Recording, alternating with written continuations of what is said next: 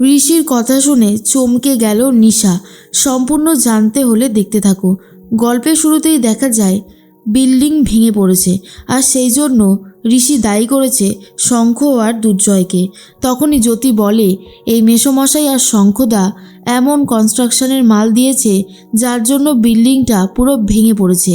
এই যে অফিসার, আপনি দাঁড়িয়ে আছেন কেন? আপনি এদের দুজনকে অ্যারেস্ট করে নিয়ে যান। এইভাবে তো আর চলতে পারে না। কুকীর্তি ধরা পড়েছে, শাস্তি তো পেতেই হবে। ঠিক সেই মুহূর্তেই শঙ্খ বলে, আরে আমি কিছু করিনি, তোমরা শুধু শুধু আমাকে দোষ দিচ্ছ। এইসব বিল্ডিং ভেঙে যাওয়ার পেছনে আমাদের কারোর কোনো হাত নেই। কিন্তু কেউই শুনতে চাইছে না। তার মধ্যেই দুর্জয় বলে, আমি বলি কি দিদিভাই, তুমি আমার কথাটা একবার শোনো। আমি এসবের মাঝখানে নেই গো। কিন্তু শোভাদেবী কারোর কোনো কথা শুনতে চায় না। আর তখনই জিৎ বসু বলে, চলুন, আপনাদেরকে আমার সাথে থানায় যেতে হবে। এর মধ্যে ঋষি ব্যানার্জি বলে, আমি তো আগেই বলেছিলাম যে আমি সব কিছু শেষ দেখেই ছাড়ব, আর আমি সবটা শেষ দেখে তবেই ছাড়লাম। সত্যি কথা বলতে, আজকে যা কিছু হয়েছে এই সব কিছুর পিছনে রয়েছে জ্যোতি। ও যদি আমার সাথে না থাকতো, আমি এতক্ষণে কারোর মুখোশই খুলতে পারতাম না। ওর জন্যই এই সব কিছু সম্ভব হয়েছে।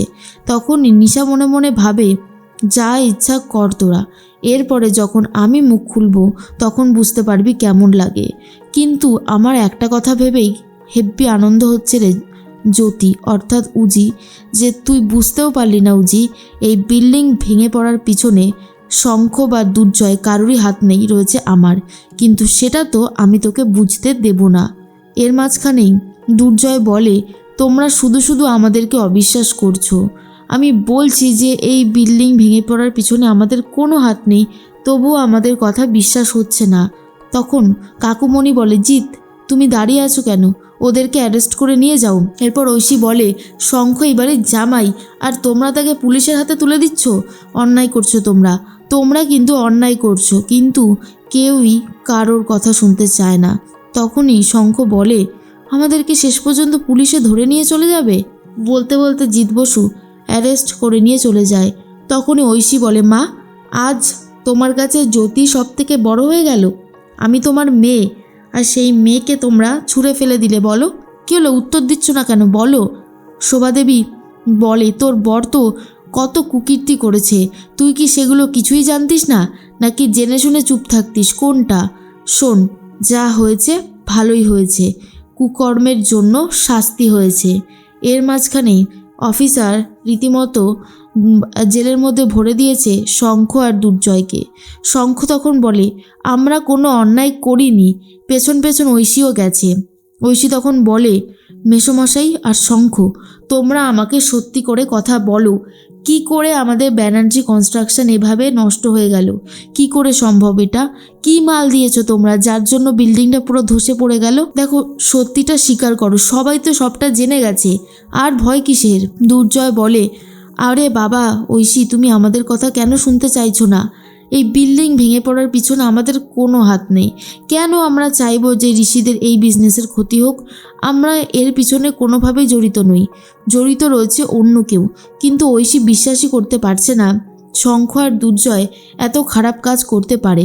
কিন্তু শঙ্খ বারবার করেই বলেছে সে এইসবের পিছনে নেই, আর মেসোমশাইও নেই। এর মাঝখানেই ঐশী তখন বলে, তাহলে কারা করলো এই কাজটা? শঙ্খ আর দুর্জয় বলে, আমার মনে হচ্ছে হরিপ্রসাদের ওই দুই মেয়ে এইসব কাজ করছে আমাদেরকে শাস্তি দেওয়ানোর জন্য। এর মধ্যেই ঋষি তো রেডি হয়ে গেছে যেখানে বিল্ডিং ভেঙে পড়েছে সেখানে যাবে বলে। কিন্তু কোনোভাবেই শোভাদেবী যেতে দেয় না, আর বলে, ঋষি তুই যাবি না, ওখানে সব মানুষ এখন রীতিমতো ক্ষেপে রয়েছে। তুই গেলে যদি তোর ওপর ওরা অ্যাটাক করে, আমি এটা কোনোভাবেই হতে দেব না, তুই যাবি না ঋষি। কিন্তু ঋষি তখন বলে, না মা, এইভাবে পালিয়ে পালিয়ে বাঁচা যায় না, আমাকে যেতে হবে, আমাকে ওদের পাশে দাঁড়াতে হবে। অনেক হয়েছে, কিন্তু এইভাবে আমি আর পিছিয়ে থাকবো না। তুমি জানো কতগুলো মানুষ মারা পর্যন্ত গেছে। এরপর জ্যোতি বলে, প্লিজ ঋষিবাবু, মা যখন বলছে মায়ের কথাটা শুনুন, মা তো আপনার ভালোর জন্যই বলছে, বলুন, না হলে কি আর বলতো? তখন ঋষি বলে, জ্যোতি তুমি অন্তত এসবের মাঝখানে আর থেকো না। দেখো, আমি শুধু চাই মানুষের পাশে দাঁড়াতে, অন্যায় কিছু হোক আমি সেটা চাই না। ঋষি বেরোনোর ছিল, তখনই বলে দেয় শোভা দেবী, তুই যদি বেরোস তাহলে আমার মরা মুখ দেখবি। তখন ঋষি এসে তার মাকে জড়িয়ে ধরে আর বলে, মা তুমি এসব কী বলছো বলো তো, দয়া করে এসব কিছু বলো না, আমি তোমাকে কতটা ভালোবাসি তুমি জানো না। শোভা দেবী বলে, ভালোবাসিস তো, তাহলে যাবি না, কোনো মতেই তুই এখান থেকে যাবি না ঋষি, তুই আমার কথাটা শোন। অন্যদিকে দেখা যায় যে দুর্জয় আর শঙ্খ রীতিমতো ভুগতে থাকে আর বলে, এইরকমভাবে যে আমরা ফেসে যাব আমরা কল্পনাও করতে পারিনি। মেসোমশাই রাত হতেই ঘুমিয়ে পড়ে, কিন্তু ঘুম আসে না শঙ্খর। পুরো বিষয়টা একবার শুরু থেকে আজ পর্যন্ত যা যা হয়েছে সব কিছুতে মেলাতে থাকে। আর তখনই দুর্জয় ঘুমাচ্ছিল, শঙ্খ তখন বলে, মেসো উঠুন, মেসো আপনার সাথে একটা ইম্পর্ট্যান্ট কথা আছে, যেই কথাটা না বললেই নয়। তখনই মেসো বলে, কি হয়েছে? শঙ্খ তখন বলে, ভালো করে ভেবে দেখুন, যখন ওই জ্যোতি আর বিভা আমাদের সামনে আসলো তখন থেকে একটার পর একটা সব কিছু কিন্তু ঘটতে শুরু করলো। আপনার মনে আছে ওই অনিরুদ্ধ অফিসার বলেছিল যেই মেয়েটা থানায় অভিযোগ জানাতে এসেছিল সেই মেয়েটার নাকি পরে বিয়ে হয়ে গেছিল। পরে ওই অফিসারকেও শেষ করে দেওয়া হলো। আমরা আসানসোলে গেলাম, কিন্তু তবুও হরিপ্রসাদের মেয়ের কোনো খবর বা কোনো ছবি কিছুই জোগাড় করতে পারলাম না। আচ্ছা, এমন তো নয় যে অপরাধী আমাদের সামনেই ঘুরছে কিন্তু আমরা চিনে উঠতে পারছি না। দুর্জয় তখন বলে, এটা তো তুমি একদম ঠিক বলেছ শঙ্খ, তার মানে হরিপ্রসাদের মেয়েরা বুঝতে পেরে যায় নিশা আর উজি। আর তখনই শঙ্খ বলে, আসানসোলে আমরা ছবি পাইনি তো কি হয়েছে, এই দুই বোন অর্থাৎ বিভা আর জ্যোতির ছবি দেখালে যদি কিছু জানা যায়। তখনই দুর্জয় বলে, একদম ঠিক কথাটাই তুমি বলেছ শঙ্খ। অন্যদিকে নিশা কথা বলতে থাকে উজির সাথে আর বলে, একেবারে ভালোবাসা উতলে উঠছে বরের জন্য, তাই না? তখনই জ্যোতি বলে, শোন দিদি, তোকে আমি বারবার বলছি তুই আর কোনো ক্ষতি করিস না। কেন বুঝতে পারছিস না যে ঋষিবাবু আমাদের সাথে কোনো বেইমানি করেনি?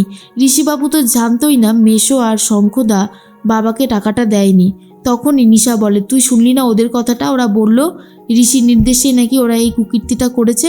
তোর কি মাথাটাতে খারাপ হয়ে গেছে রে বোন? উজি বলে, এসব মিথ্যে কথা রে দিদি, ইচ্ছে করে এসব কিছু বলেছে মেসোমশাই আর শঙ্খদা, যাতে ওদের ওপরে কেউ সন্দেহর তীর তুলতে না পারে। তুই শুধু শুধু এসব কথা নিয়ে আলোচনা করছিস। দেখ দিদি, আমরা তো এমনিতেই ধরা পড়ে যাব, একদিন হলেও আমাদের কুকীর্তি সবাই জেনে যাবে, সেদিন তো সব সত্যি জানাজানি হবেই। তার মধ্যে তুই আর কোনো কলকাঠি নাড়িস না, একের পর এক কলকাঠি নেড়ে গেছিস। আমি কিন্তু তোকে আর কিচ্ছু বলিনি, তাই এখন হাত জোর করে অনুরোধ করছি আর ঝামেলা করিস না। এর মধ্যে দাদু নেমে আসে আর ঋষির সাথে কথা বলতে থাকে আর বলে, অন্যায় হয়েছে হরিপ্রসাদের মেয়েদের সাথে। আজকে আমরা যদি ঠিক সময় টাকাটা দিতে পারতাম তাহলে হয়তো উনি বেঁচে যেত। সব কিছুই আমাদের দোষের জন্যই হয়েছে। দাদুভাই, তুই এক কাজ কর, হরিপ্রসাদের দুই মেয়েকে আগে খুঁজে বার কর, তারপর তাদের প্রাপ্যটা বুঝিয়ে দে। আর এটা শোনার পরেই নিশা আর উজি দুইজনে ভয় পেয়ে যায়।